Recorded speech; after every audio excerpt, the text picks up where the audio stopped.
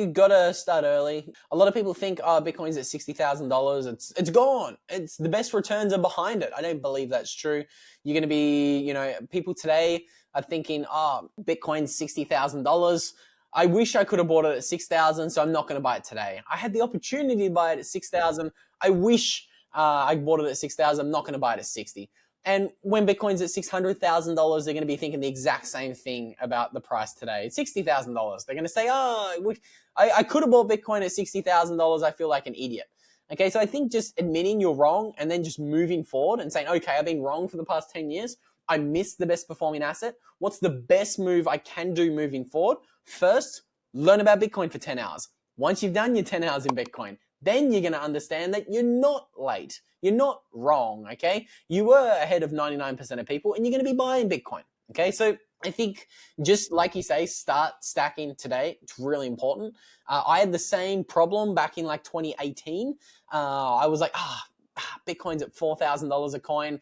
I had a buddy who told me about it at $1,000 a coin. I don't want to buy it, you know what I mean? But I did, okay? I sold my home. I started living in a van and a truck to stop paying rent and just buy as much Bitcoin as humanly possible for a couple of years because I understood what it was, okay? I could have beat myself down and said, I'm not going to buy Bitcoin at $4,000. I missed it. I'm too late. But again, you can only do what you can do with the cards that you're dealt. Okay, you got to move forward. You can't regret the past. This is why really intelligent people like Mike Green refused to buy Bitcoin today because his wife told him about it when it was at $10 and he ignored her. He thought, Bitcoin's stupid. And that's why I believe he can't come around to Bitcoin today because his wife was right about something in his realm of expertise, economics and investment. And at $10 a Bitcoin. And funny story. I heard that on a podcast. I'd love to know if that story is true or not. But like Gell-Mann amnesia. Yeah. Exactly. That's wild. Exactly. That's wild. Buy Bitcoin today. Start buying Bitcoin today. Start saving in Bitcoin today. And just move forward. You're ahead of 99% of people. And even the last person who adopts Bitcoin, Peter Schiff, in maybe the year 2045, if he's still kicking. I hope he is. I love Peter. He's a good laugh. But even when he finally adopts Bitcoin, he's the last person on planet Earth to adopt Bitcoin. He will still be better off on a Bitcoin standard than a fiat standard, even if he is the last person to adopt it. So I think that's all that matters. But there's very few people that really get Bitcoin and really see this change coming. And what is it to you, or maybe what are the characteristics of people that you're seeing that they either do or they don't get it? Because again, Wall Street greed is just kind of getting its hands into, it's taken 15 years. They're just kind of getting their hands into this. So you get a lot of people that are like, well, can you pay in Bitcoin? Can I buy things in Bitcoin? Like, why does the average person just not see what we're seeing? And this isn't just a Bitcoin thing as well. So I don't want to go on a monologue here and say, I'm so unique because I think I understand Bitcoin. Because I don't understand Bitcoin, to be quite frank. I've been looking at this thing, obsessing over this thing for 12 hours a day for 7 years. I still don't understand Bitcoin. So again, it's very complex to understand, but I do know what you mean. Like, again, to be a Bitcoiner and to have the courage to stick more than 80% of your net worth in this crazy volatile asset. It's pretty rare to find people who have done that. I think both of us are probably in that boat.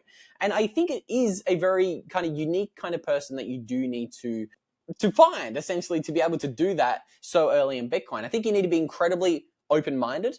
You need to be able to admit that you're wrong. A lot of people really struggle with that. I think the sunk cost fallacy is a massive one. Admitting that you're a Bitcoiner or coming to the realization that you're hardcore all in Bitcoin, that's admitting that I've been living my life in a lie for my whole life, okay? To admit, hang on a minute, holding a form of money that a government prints and a government creates and, being okay with a government stealing 20 to 30 to 40 to 50% of my wealth every year and go and funding wars, to completely flip and say, hang on a minute, that's wrong. I've been paying taxes when I didn't need to be or shouldn't be, just to make that flip and become a Bitcoiner. It's incredibly difficult to do. And I think, obviously, the sunk cost fallacy explains a lot of it. Obviously, the older you are and the more time you spent in that system, the harder it could be to say, hang on a minute, this system is wrong. And me believing in this system, I've been wrong for 20, 30, 40, 50 years of my life. I think making that flip or that adjustment's a very difficult one. And then obviously I think there's a lot of cognitive biases. A lot of people have their life dependent on the fiat system. So to challenge the idea of governments and to challenge the ideas of all of these meaningless jobs that we are, working today, that could be confronting to some people because they think, hang on a minute, government is my safety. This system is my safety. It pays my bills. It keeps me running on this rat wheel. People don't think about the second order, or they don't think about things from first principles. And they don't think, hang on a minute, what's got me on the rat wheel?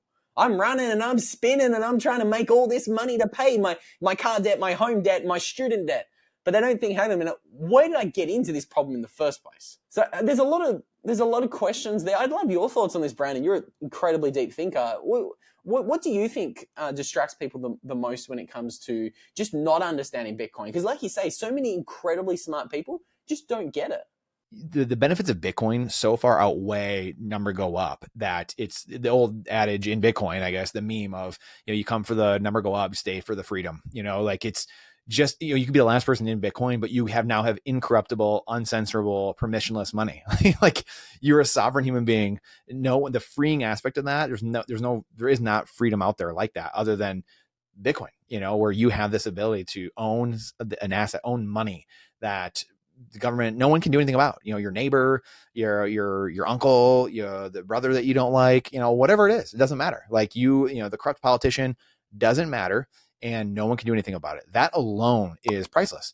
And that's the thing that I think people are going to start realizing, aside from the number go up, aside from the mining and the benefits to the environment and revitalizing cities, new areas that have never been gentrified or built. I mean, it's unbelievable what Bitcoin's do. So that fact alone, I love that you wrapped it up with that.